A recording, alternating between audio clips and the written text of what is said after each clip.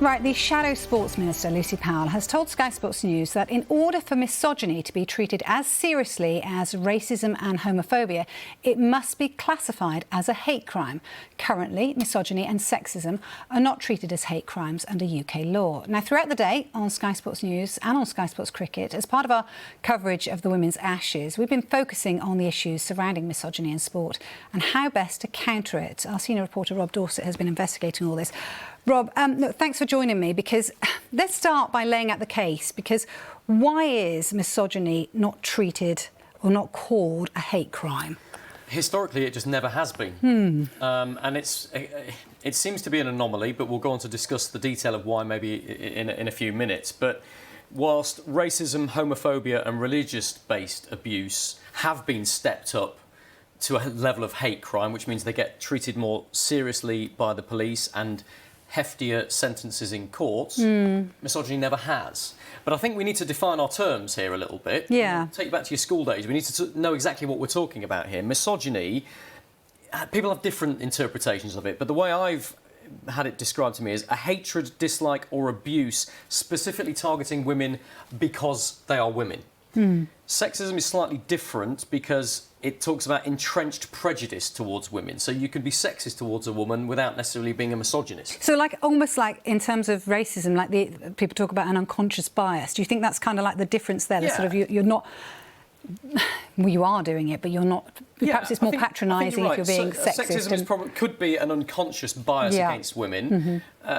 Misogyny is very clearly a deliberate hatred of women and an abuse of women as a result. Which makes me question why it isn't a hate crime. Yeah, well, that's the abuse. That's a really good question, and lots of people in sport, lots of women in sport, feel that it is fundamentally wrong and unequal that it isn't treated as a hate crime. You've got a situation that exists, Vicky, where imagine there's a black female cricketer, footballer, doing their job of work at a stadium, and they're abused from the crowd. If they were abused for the colour of their skin, that would be treated as a hate crime. If that same person was abused because they're a woman, that would not be treated as a hate crime. It would be investigated by the police differently, and the racist element, the racist abuse, would get an automatic uplift in sentence when it came to court. It's treated much more severely at court.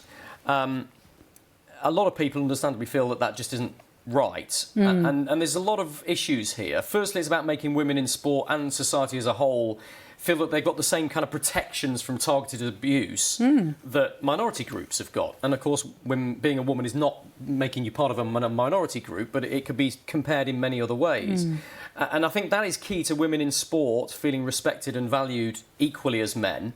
And thirdly, as we've just mentioned, in the courts and police's eyes, it's dealt with completely differently. So that's why this is a really big story, and we've tried to focus on it as much as we can today on Sky Sports News, and we've spoken to a lot of women in sport as a result of that. Yeah, it's a big issue. It's a big topic. It's huge, and I think it's quite good, though, to really make it clear the difference between sexism and misogyny. I'm really glad you sort of cleared that up. But it also makes you feel, in terms of being a woman and having somebody being misogynistic towards you, you're not valued in terms of, because it's not as high as a hate crime. The stats that we've discovered today don't make very good reading, do they? And look, we've done a lot on this channel with the issue of racism. We've done quite a lot on the issue of homophobia. Perhaps we haven't done enough on the issue of misogyny. And when you look at these stats, maybe we need to be doing more. Maybe the media as a whole needs to be doing more. Look at that. These are stats from Her Game Too, which is a campaign group specifically for female fans and their experiences of sport. 92% of female fans that they surveyed said they'd seen sexist or misogynistic abuse connected with football online. Look at the next stat for you. 58.5% of those female fans say they have personal experience of sexism at a football ground or at a pub. That's directed towards them, more than 50%, almost 2/3 of women at football.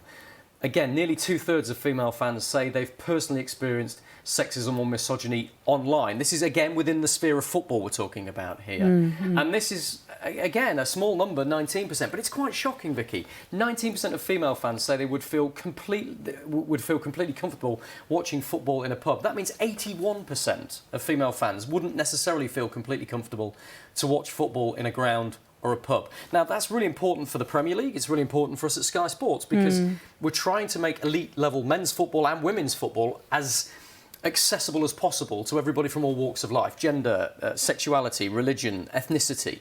And those stats would suggest that football as a whole and us as broadcasters have got a long way to go. Now, I've been speaking to the Shadow Sports Minister, Lucy Powell, about this. We've already said at the top of this that she thinks there needs to be a change in the law. She thinks also there needs to be a more fundamental shift in culture within sport. And in particular, for way too long now, this has been brushed under the carpet and not addressed as far as she's concerned. And she thinks that now is the right time to act on the back of the success of the Lionesses, which has changed the perspective, I think, of women's sport across the board to a large extent. And this new commerciality of women's sport. We're selling out the FA Cup final. We're selling out Ashes Test matches for women's games now. She thinks now is the time to act. Have a listen to Lucy Powell, the Shadow Culture Minister. Firstly, let's not let women's football make some of the same mistakes that men's football made 20, 30 years ago that we're now having to unpick through the white paper and the new football regulator. And secondly, you know, this goes way beyond just changing the law. Her Game 2 have produced some shocking statistics that 92% of women who work or participate, whether it is as a fan or as a coach or they work in a club, 92% of those women have experienced sexism, misogyny or abuse in the last few years. That just cannot be acceptable, and I think the brilliant work that Sky Sports News is doing to bringing this issue to greater public awareness is absolutely vital to changing the culture in football so that we all stand together and say that's unacceptable. How are we individually and collectively going to change it? So we've also spoken to lots of women today. You said throughout sport as well, haven't you? What have they had to say? Yeah, well, let's look now specifically at two footballers, big name footballers in the women's game as well. Jen Beattie, who's Arsenal and Scotland, of course, and she's now a mentor at Arsenal for some of the younger women coming through. So she's got a really key role to play here. And when you hear some of the experiences she's had, it's quite shocking. Have a listen, because clearly she thinks this has gone on long enough, and some of the experiences she had as a younger player have stuck with her. I'll never forget playing at Tynecastle for the national team and seeing an article a few days later saying that the Tynecastle should be torched because the women's team played there. And I think in order to change people's perceptions and change people's mindsets towards that language in the media is massive, and it has changed over a number of years, but I still think it's always important to highlight how far we've come in terms of stuff like that, but there's still so much more that can change and progress in that sense. We've also heard from Izzy Christiansen, and she's footballing royalty, really, if you look at her CV. Women's Super League, FA Cup, Conti Cup twice with Manchester City. She won the treble with Lyon, including the Champions League, and yet she still finds herself on social media being questioned by men regularly about her ability and authority to commentate on the game. She's now retired from football. She's now a commentator, and she told me that she actually feels the misogynistic abuse she gets now as a pundit is worse than she even got as a player. One of the saddest things for me is that grown men send private messages on Instagram, and they're not just a line or two lines, it's a paragraph of somewhat hatred towards you and your comments that you've made on you've been paid to ask to give your opinion on a football match. And I think at first it hit me hard, but it only took me a week or so to then get my head around it to a point where I can actually laugh about it, because I think it's really sad that you feel the need to, during a football match, pick up your phone and write a personable message to somebody who's commentating on a football match. Couldn't agree more. Rob, we will have more on this later on throughout the evening on Sky Sports News. Thanks for joining us for this.